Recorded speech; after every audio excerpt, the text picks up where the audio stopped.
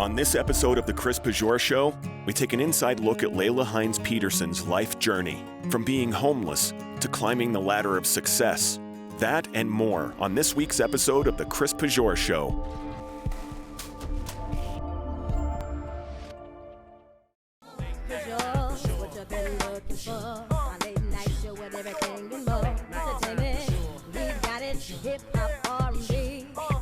Comedian, celebrity, the latest news, cause it's all about you. What's up in your hood? Who's up to no good? Find out what's going on the It's Your Show. The reason why I stay up late at night is cause It's Your Show. Welcome to the Chris Pigors Show. I'm your host, Chris Pigors. I'm here with Lela Hines Peterson. She's a mom, entrepreneur, and my friend. She's going to talk to you today about turning hardship into success. Without further ado, here's Lela. Lela, how are you today? I'm doing good. Good. So what does success mean to you, Lela? Success means a lot of different things to me. I don't think necessarily it's all monetary. I think success can be just how the confidence you have, how you feel about yourself, what you do to make others around you better. So success is quite a few different things to me. Now, Lela, let our audience know who you are. Who is Lela Hines Peterson? I am silly. I love life. I love people. I love being able to serve people and to make people's lives a little bit better. I love being a part of their special moments in life. I love to dance. I love cute little puppies and kittens, but who doesn't? Right. So, I guess that's kind of me in a nutshell. Okay, now this is about hardship to success, and I want to go back to your childhood. You were homeless as a child. Correct. Tell me a little bit about that. There was a point in my life where my mom was getting out of an abusive relationship, and we moved cross country, and so we were homeless for a period of time. She was a single mom, so she wanted to, get us out of that situation. And so there was about 6 months that we were homeless, and then so I got to learn a lot of different things that probably have shaped the rest of my life during that time when I was living in shelters. So you said you learned a lot of things. What are some of the things that you learned during that period of time? I learned that what happens to you in life isn't necessarily because you are bad or you did something bad or someone that you love was bad. Like my mom wasn't a bad person, just situations happen. Sometimes things happen that are out of your control, but learn to control the things that you can. I could control the fact that I could be happy regardless of what situation I was in. I could control the fact that I could still go to school and get good grades so that I, wouldn't ever be in that situation again. So it's basically seeing kind of the glasses half full instead of half empty.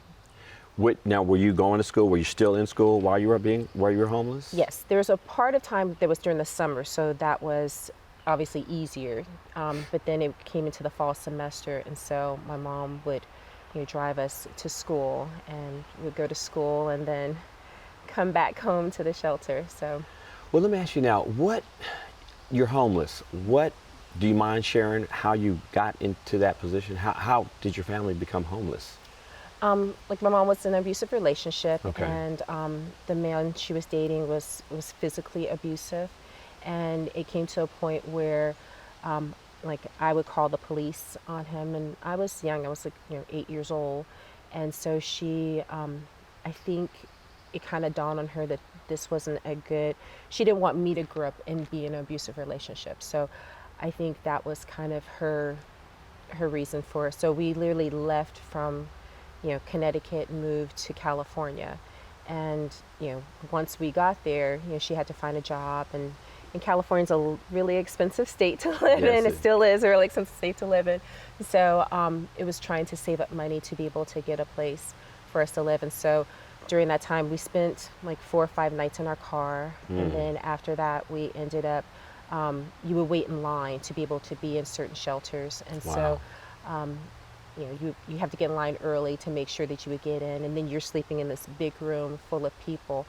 And it was definitely eye-opening because I had never been homeless before. I mean, I was 8 years old, and I had never seen, people in shelters. And so it gave me a whole new perspective that, this can happen to anyone, and that everyone is important, everyone is special, everyone has their, ups and downs. And so I think having that happen at such a young age definitely made it where I don't think I ever look down on people who are down and out, because anybody can be down and out. Right. Well, now, you were 8 when you were homeless. Correct. So you're an 8-year-old child who's homeless. How did that make you feel? I can't imagine being 8 years old and homeless and going to school. How does that make you feel that you don't have a place anymore? I think in one sense it kind of makes you feel like it's like a new adventure in a weird way when you're a kid, and you're getting to meet all these different people from all over the world. I mean, there were people in the San Diego shelter who were from Europe and from Asia and from Africa. So I used this opportunity to meet people and talk to people and whatnot. But then there was also scary moments where, it was a co-ed shelter. And so you had men with mental issues. And I remember someone coming close to our bed was standing over my bed in the middle of the night, and it scared me. And then I got out of my bed and went to my mom's bed because I was and my mom's bed was right next. And after that, I would just sleep in the same bed with my mom because I was scared that, someone would grab me or something in the middle of the night. But after that shelter, we ended up in another shelter that was just for battered women and children. And so that one definitely felt more, I guess, home, if you can say. Okay. And it was through the YMCA. So they were the ones who, I guess, had created the shelter in San Diego, and they taught me how to stop the cycle of abuse, and so that I would never be in an abusive relationship. So there was lots of counseling. The people were just wonderful there, and I learned how to cook different things, and I learned etiquette lessons. So I came in and gave us an etiquette lesson that has stuck with me today. I still, teach the same etiquette lesson that I was taught. So I think obviously there's a hardship in it, but then there was a lot of growth and a lot of things I learned that I probably wouldn't have learned in any other situation. So there are viewers out there that are watching this now. They're hearing your story for the first time.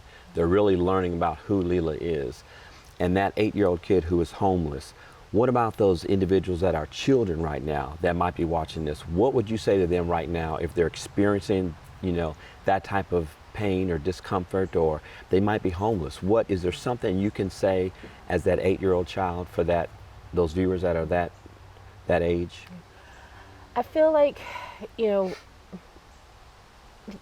8 years old, you still have the rest of your life ahead of Absolutely. you. And what happens to you at 8 years old does not have to determine the amount of success or the amount of happiness you're going to have for the rest of your life. It is definitely, difficult, but, I have friends who were filthy rich, and there were different kinds of difficulties in their life. And I feel don't give up. Don't think that this is your lot in life, that this is all that you're going to be able to do, because it isn't. You can go from homeless to Harvard. You can go from homeless to whatever you want to be in life. That is just going to be one chapter in your life, but it doesn't determine how your book ends. And you said there was domestic violence in your life early on. So what's the earliest time that you remember that? The earliest time I can remember seeing my mom be abused was when I was 5 years old. 5. What would you share what you saw? Her boyfriend slapped her. Okay. She had said something to him. I don't obviously remember what it was, but he slapped her, and it threw me off. I'm like, why did you hit my mom? And so then it went through a time where he wasn't doing things in front of me. And then, obviously there's times where it became more abusive, and I was very protective of my mom. So even as a little kid, I would jump on his back and pull his hair and, and try to get him off my mom. But it also made me realize that I would never let anyone hit me.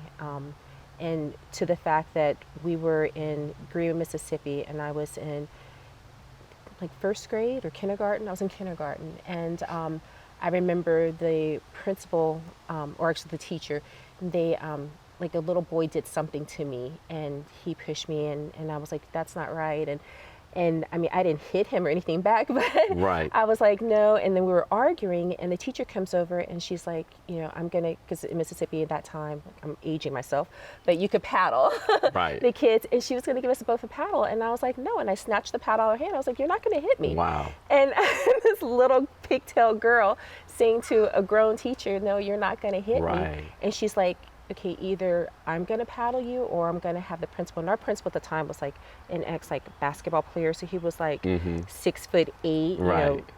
300 pounds or something. He was humongous to this little tiny girl. And so I gave her the paddle back, and I said, you are wrong doing this. And then they called my mom and told her what I had said and what I had did. And my mom's like, yes, you don't ever let anyone ever hit you. And so after that, we moved from Green, Mississippi, and never looked back. Did you get the paddle?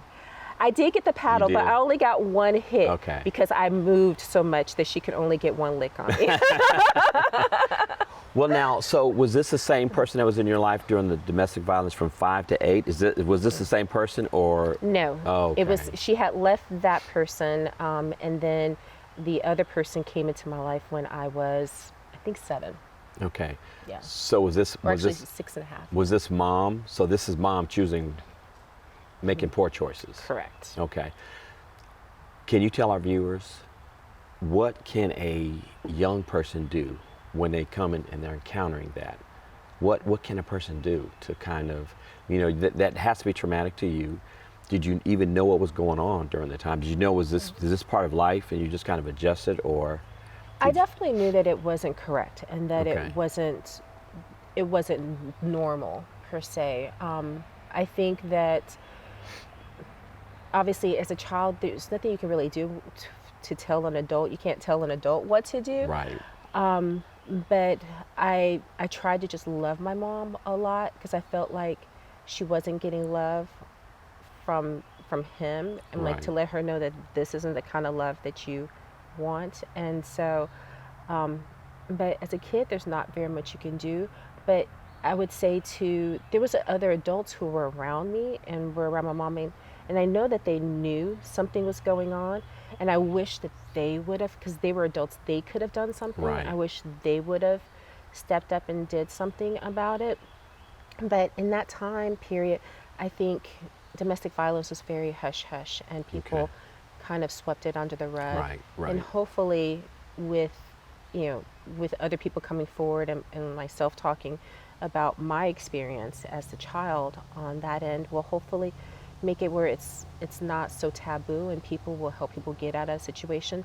Because my mom and myself are lucky, because there's some people who are in abusive relationships that don't get out alive. Absolutely. And so I feel blessed in that sense. Well, look, we went from hardship, and we're getting to success. We're going to get to success, but you just showed your character and who you are, and what built you to the person that you are today. But you talked about your homelessness. I want to talk about how you got out of homelessness. So we're going to do that on part 2. So we're going to talk to Lela and find out how she got out of homelessness. You did get out of homelessness, right? I did. Okay, so we're going to find out how she got out of homelessness, and we're going to find out hardship to success in part 2. So I'm Chris Pigors, and next week we will talk about that.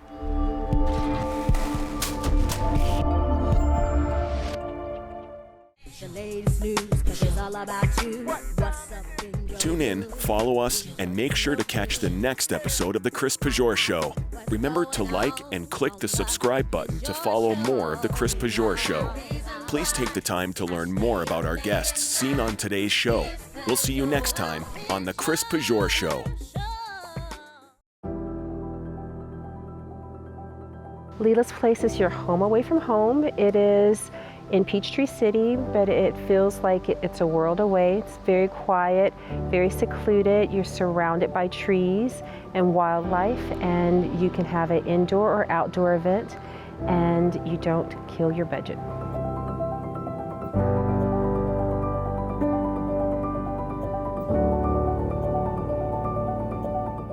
What makes Lela's Place special is the fact that you don't just get a venue, you get someone with 20 years of event experience, and I cater to your every need.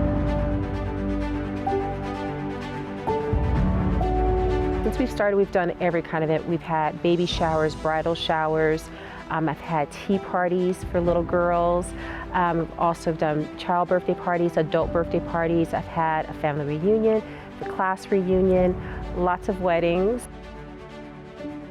There's lots of little camera nooks, lots of little places where you can take photos, whether it is the cast iron wall or the brick wall, or one of the trees that you want as your backdrop. There's flowers.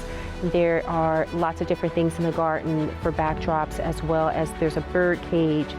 There's arches. So there's lots of different places you can do. I actually have photographers who pay me to come here and do photo shoots because there's so many different spots.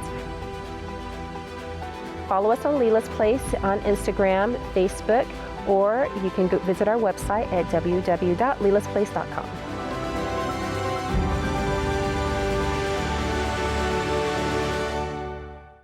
Thanks for watching The Chris Pigors Show. Be sure to like us on Facebook and Instagram.